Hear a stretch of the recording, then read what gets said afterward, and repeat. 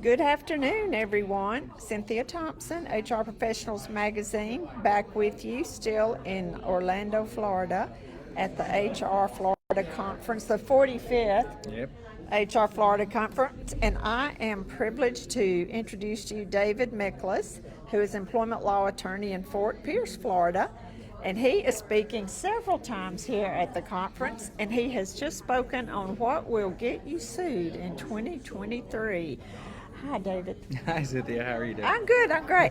And David and I met, where were we? In Miami, taking off on an HR We cruise. actually met in Tampa at HR Tampa That's before right. that. That's right. Yeah, we did. We We were on yeah. the HR cruise also. We're all over Florida. aren't we? Yep.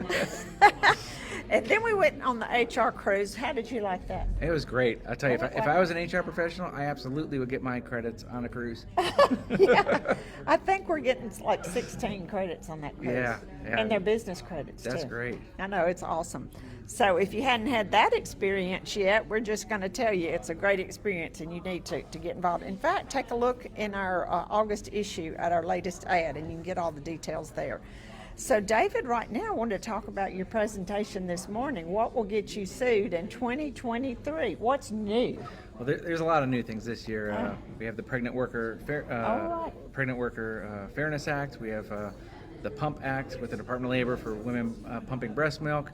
There's a new Supreme Court decision about religious accommodations and the standard change. So there's a lot of things that are new, and honestly, the room is packed because a lot of employers know that the laws are changing and they want their HR staff to know what's new, and there's a lot of new things. Yeah, it's complicated, but yeah, it is. The goal is to if you go to 2-3 sessions, if you don't understand it the first time, maybe the second time, third time, but every lawyer puts their own spin on it, even if we cover somewhat the same material. Mm-hmm. But yeah, it's a big year for employment law.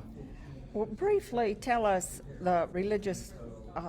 What's different about the religious accommodation? Okay, so it's a Supreme Court case, Groff v. DeJoy, and basically for many, many years, all the courts and the Department of Labor, or the EEOC, has been interpreting the law to be that if an employer did not want to provide a reasonable accommodation based on religion, like someone said, I want to not go to work on Sunday. Right. Yeah, that's most of what it is. Yeah, so the standard used to be what's called a de minimis standard. So if the burden on the employer was pretty much anything, trifling, we have to pay someone $20 overtime, that's too much, we're not going to do it. Anything more than de minimis, the employer didn't have to do it. Now the Supreme Court came back and clarified it, because that language came out of an older Supreme Court case. They said, we didn't really mean that, and it does have to be a substantial burden, which is very similar to the ADA analysis under the Americans with Disabilities Act. So the employer's ability to pay. Yeah, which is tied to the size of the employer, because if you have 2,000 employees, you probably can cover a little bit more overtime than if someone has 16 employees. If they're 16, they're covered by Title VII, because all it takes is 15 employees. Right. But a business that has 16 employees is much, much less agile and less able to absorb those kind of costs than a much larger employer. So it takes into consideration the burdens on the employer, but it has to be a substantial burden on the employer to not provide the religious accommodation. So what do you have to do to prove you're religious? That's interesting. Yeah. What the courts and what the EEOC have said is that, in general, the default position that an employer should take is that you assume the sincerity of the religion. There are very narrow situations where an employer can challenge that.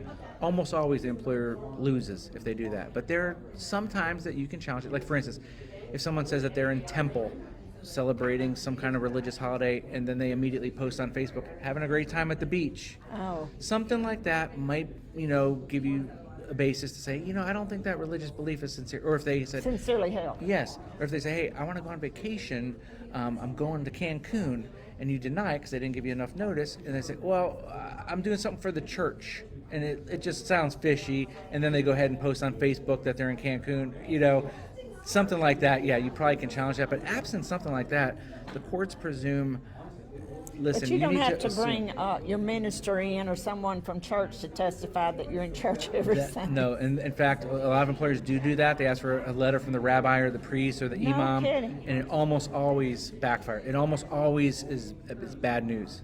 Yeah, Yeah. that's not Yeah. good. I would never do that. Well, I think for the HR professional, that our role is to assume that they're sincere unless we really have proof otherwise. But should the HR professional get out there on Facebook and start checking their posts? No. And most HR pros are too busy. Right. They don't have time to monitor people's social media activity. What usually happens is one of their coworkers gets ticked off because they're having to cover them and do all this extra work, and they go, they're friends with them and say, hey, guess what, HR? Look at Susie, look what she's doing. And then HR is presented with something and they can't really ignore it. That's the pickle that HR gets put in sometimes. But it's a tough area right now, but all signs lead to you better be very careful before you discipline an employee for something based on their religious belief or their supposed religious belief. No. Well, great. Thank you for the update. Oh my gosh, it must be so exciting being an employment law attorney because every year we can't wait till the Supreme Court makes, because it's like a case or two every year, and it was 3 this year that actually impacted HR. Oh yeah, with abortion. There's Yeah. And then when the president changes, they fill their cabinets, and the Department of Labor has a whole bunch of new things, and the National Labor Relations Board has. So there's a lot of things going on this year. Yeah. Yeah, we were talking about COVID for a couple of years, but now we're post-COVID, and we're talking about a lot of other things. And I'm so glad we're through with COVID. I'd much rather talk about religious accommodation or anything besides COVID. So thanks so much for dropping by. Thanks for It's so having good me. to see you again. Good to And see we're you looking too. forward to our next HR conference cruise. And be sure you guys read about that in the magazine this month. In fact, we're going to have Chad Sorensen come in a little bit later and talk to us about the upcoming one. And it's always fun, lots of credits, and what a great way to learn while you're sailing on a cruise. Oh yeah. Yeah, awesome. Okay, thank you so Sure. much. Thank y'all.